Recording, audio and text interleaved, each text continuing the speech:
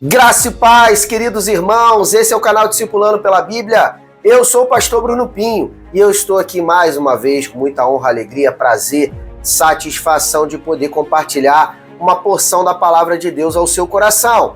Isso daqui, queridos, se você está chegando aqui pela primeira vez, deixa eu te dizer, isso aqui é tudo feito com muito carinho, com muita simplicidade.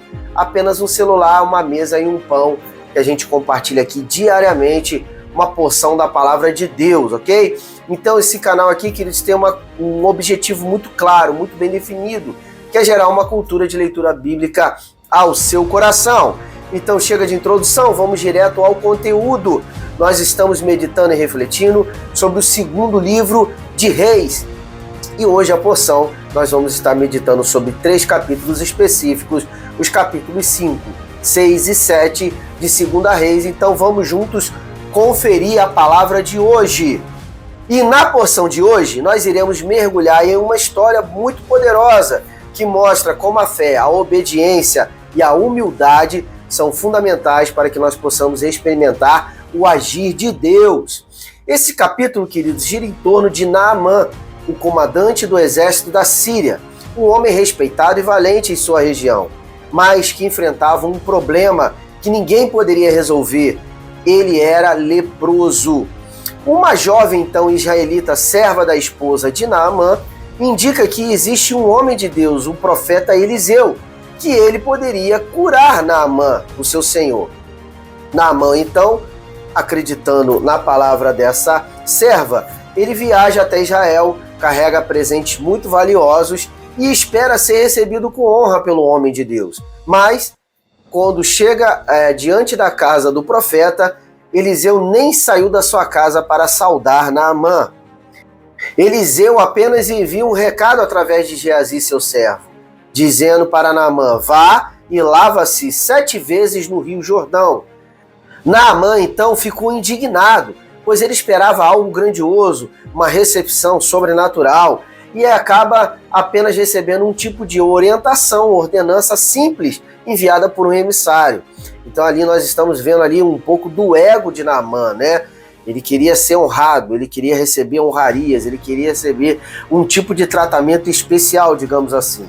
Quantas vezes nós também, queridos, queremos receber da parte de Deus respostas extraordinárias. E aí, às vezes Deus acaba nos dando um tipo de resposta, nos pedindo um tipo de ação que é às vezes muito simples e às vezes é algo humilde de ser feito. E o que o Senhor espera de nós? Apenas a obediência, tá? E aí, dentro desse cenário, Naamã quase desiste, quase dá meia volta e vai embora. Mas os seus servos o convencem a obedecer aquela palavra simples liberada pelo profeta. Ele acaba então indo até o Rio Jordão, mergulha 7 vezes e logo em seguida a palavra de Deus diz que a sua pele é restaurada como a pele de uma criança. Ele retoma diante da presença do profeta com muita alegria ali, com muita alegria no seu coração, completamente transformado, porque nós vemos ali Naamã sendo curado, no seu corpo físico, mas nós também vemos ali também que o Senhor operou no coração de Naamã, quebrando, as resistências, dando mais humildade a ele. E espiritualmente também ele é muito transformado, pois ele chega diante de Eliseu dizendo e reconhecendo que o Deus de Israel é o único Deus verdadeiro. Essa história, queridos, nos ensina que o milagre está exatamente do outro lado chamado lado da obediência. Às vezes Deus nos pede algo muito simples, mas que exige humildade para que nós possamos obedecer. Não é o ritual e nem o lugar e nem o mérito, é a fé obediente que abre espaços para o agir divino em nossas vidas. E para o próximo capítulo, iremos mergulhar em um texto poderoso que revela como Deus está sempre no controle, mesmo quando tudo parece perdido. E o capítulo 6 começa com um milagre peculiar, mas cheio de significado. O machado emprestado ali, que estava sendo utilizado pelos profetas para uma nova construção, acaba caindo na água, E depois ali, mediante uma ordem de Eliseu, aquele machado acaba flutuando após ele lançar um pedaço de madeira sobre aquele lago. Olha que situação inacreditável, É um milagre criativo ali operado pelas mãos do profeta Eliseu.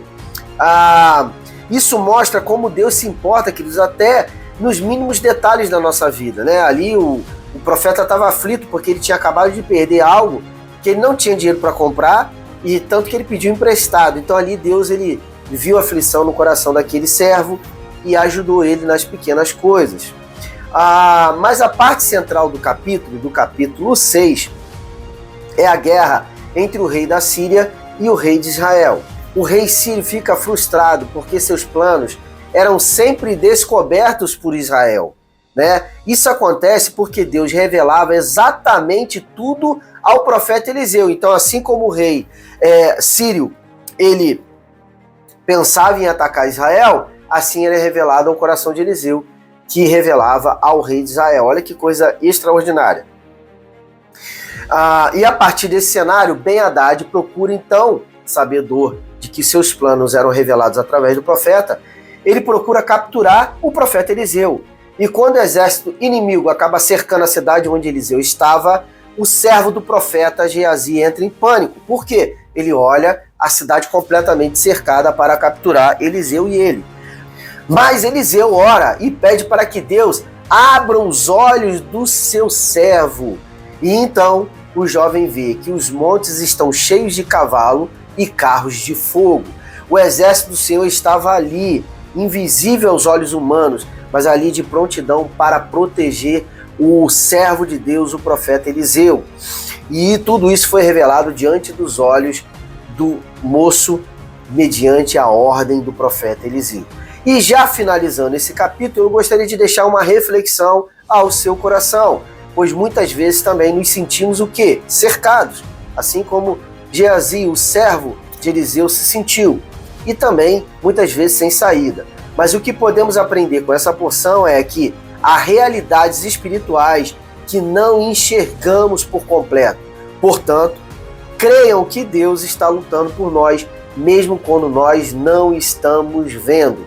E complementando essa porção, nós vemos que Eliseu ora para que os inimigos ali, os inimigos que cercaram para capturar ele, para destruir, para matar Eliseu, ele pede para que eles sejam cegados, para que o Senhor tire a visão deles. E em vez de Eliseu desejar a vingança contra seus inimigos, Eliseu os conduzem até a cidade de Samaria, ali dentro do reino de Israel. E aqueles homens que foram para prender Eliseu acabam sendo poupados. Isso nos ensina que a verdadeira vitória muitas vezes vem por meio da ação da misericórdia, que é agido através de nós, mas enviado pela parte de Deus. E não somente, queridos, muitas vezes pelo uso da força. Precisamos usar de misericórdia. E para o último capítulo de hoje, veremos ali uma porção que nos mostra como Deus pode reverter situações impossíveis, mas de forma muito surpreendente. O capítulo 7 começa com um cenário de desespero. Por quê? Porque Samaria ali, o reino de Israel ali, a capital do reino do norte de Israel, ela está sitiada pelos sírios. E a fome, queridos, é tão extrema, tão severa, que as pessoas, para se alimentar, elas chegam a pagar por cabeça de jumento e esterco de pomba. Olha só, as pessoas desejavam comer esterco de animal porque não tinham mais o que comer. A situação era extremamente caótica. Mas então o profeta Eliseu traz uma palavra ousada da parte de Deus, dizendo para o rei e para a liderança do rei: amanhã, a esta mesma hora, haverá fartura nos portões de Samaria. E o capitão do rei acaba desacreditando. Como poderia haver comida com a cidade completamente cercada, né? Ele está olhando de forma racional aquele capitão, mas o homem de Deus liberou uma palavra de mudança.